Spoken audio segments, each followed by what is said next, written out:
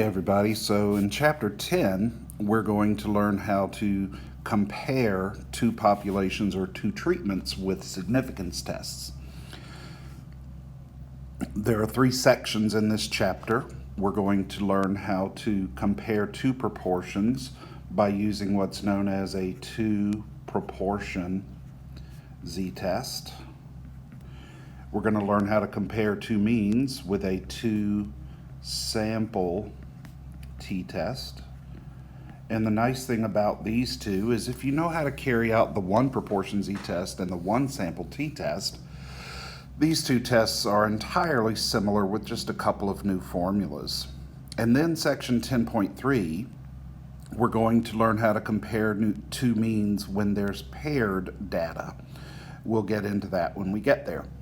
How do you know when to use a two-sample t-test and when to use a paired data t-test? Again, we'll get to that later.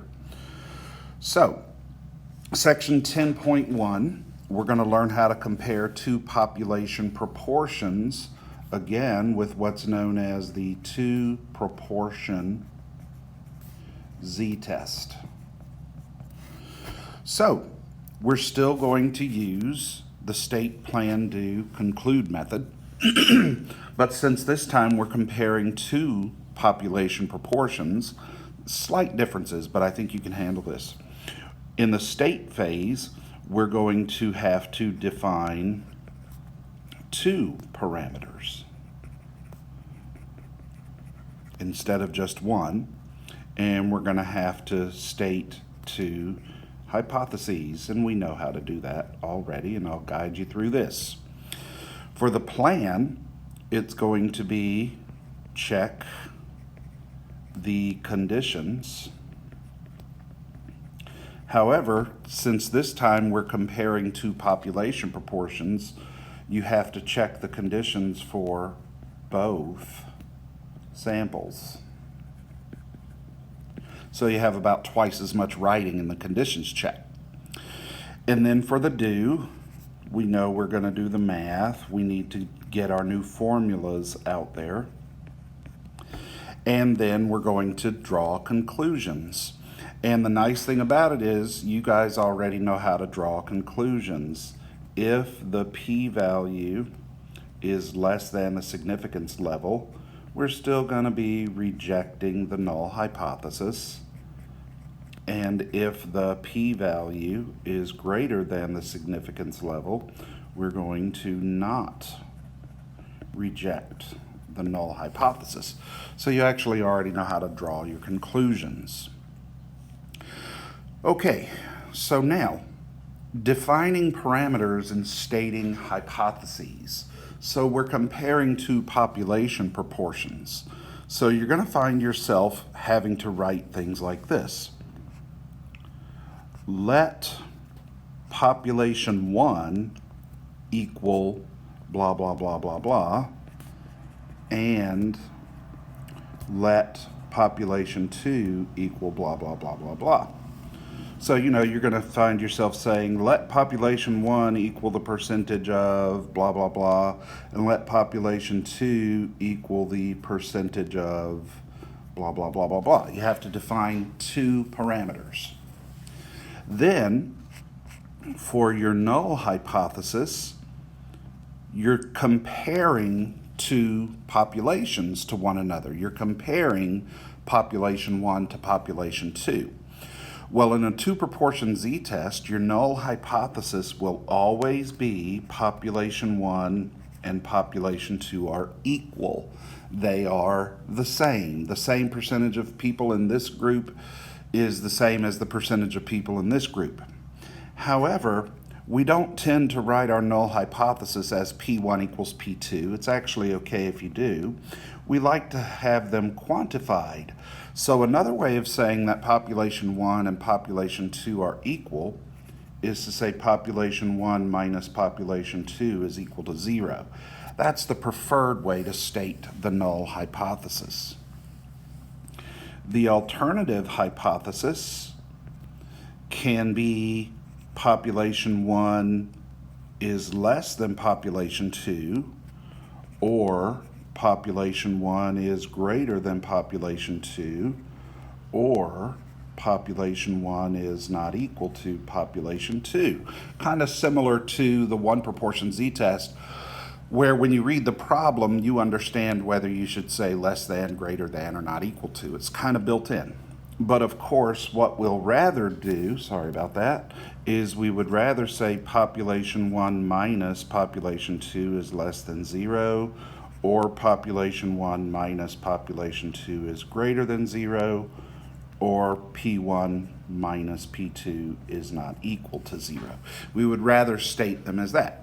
So it's kind of strange, but I just want you to notice in every two proportion z-test, you'll see the number 0 in both of your hypotheses. P1 minus P2 equals 0 will always be your null, and less than 0, greater than 0, or not equal to 0 will always be your alternative hypothesis. So we'll see how that works out in context in just a few minutes. Checking the conditions for the two proportion z-test.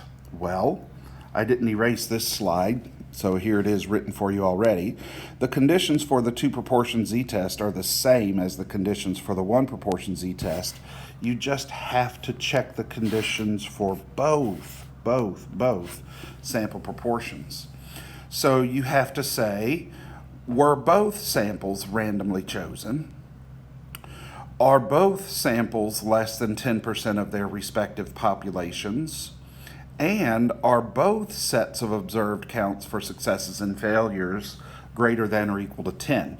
So you know that's going to be NP1 greater than or equal to 10, N times 1 minus P1 greater than or equal to 10. But then you have to do twice as much. N times P2 must be greater than or equal to 10, and N times 1 minus P2 must be greater than or equal to 10. But again, these conditions are the same as the one proportion z-test. You just have to do twice as much for both samples. All right, now on this next slide where I have to spend most of my time, I need to develop the formulas that we need for the two proportion z-test, namely the mean of P1 hat minus P2 hat and the standard deviation of P1 hat minus P2 hat. Now, over to the left of this slide, you see some formulas from chapter 6 where we learned how to combine random variables. You don't need to write these down on this slide for yourself, but I just want you to witness this.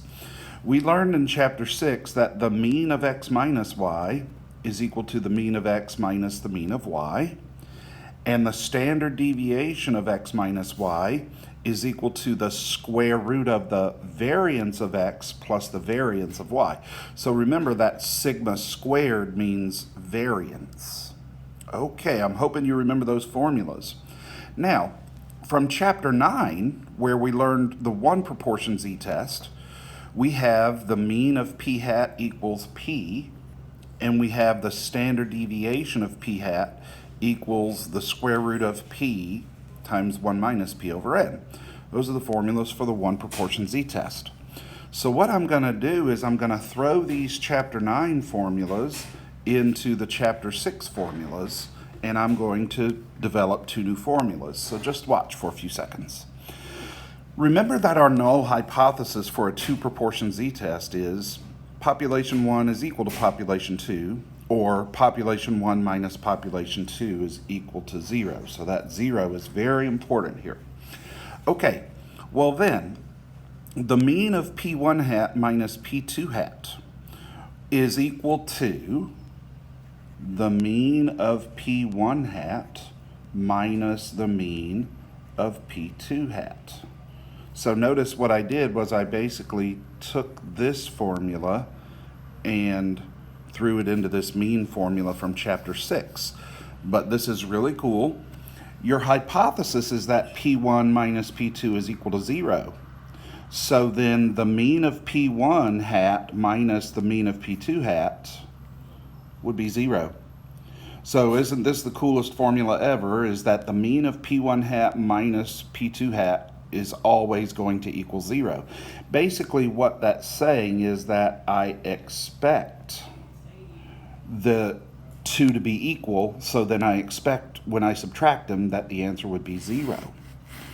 Okay, now the standard deviation of P1 hat minus P2 hat is equal to the square root of the variance of P1 hat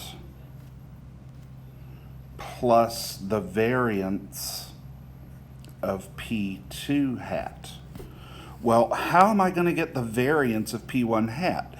If I square both sides, wouldn't the square and the square root just neutralize each other?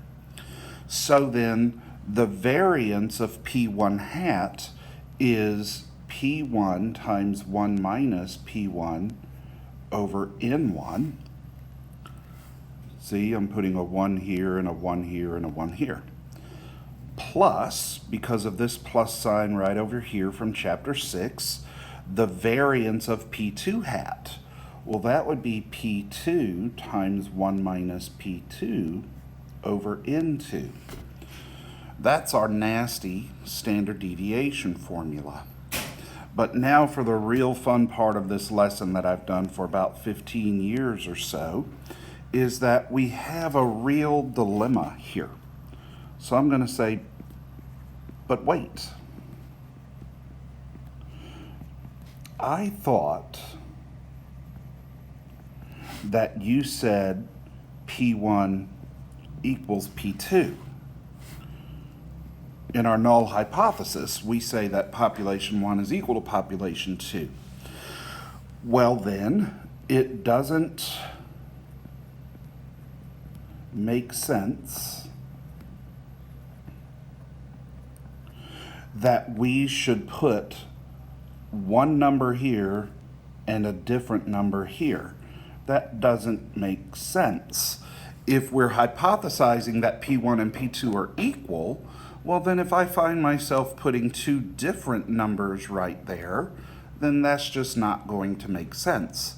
So, after all the trouble of deriving that standard deviation formula, we will revisit it one day, we can't actually use this standard deviation formula because it contradicts the null hypothesis that P1 and P2 are equal. So, here's what the experts say you do. What you're going to do is you're going to learn how to calculate what's known as P hat pooled.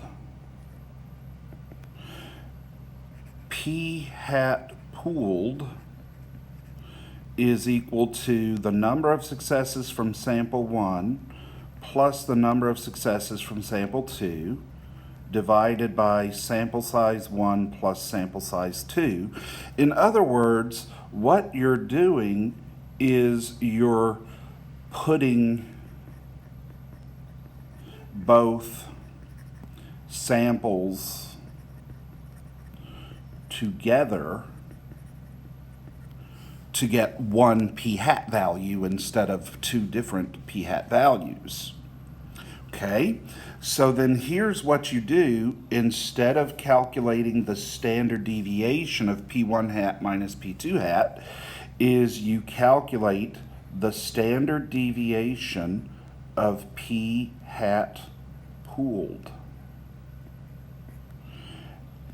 And that is equal to the square root of P hat pooled times 1 minus P hat pooled over sample size 1 plus P hat pooled times 1 minus P hat pooled over sample size 2.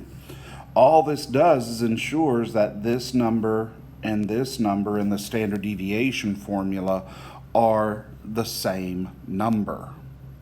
Okay, I'm going to end this video here, and on the next video we're going to walk through two examples.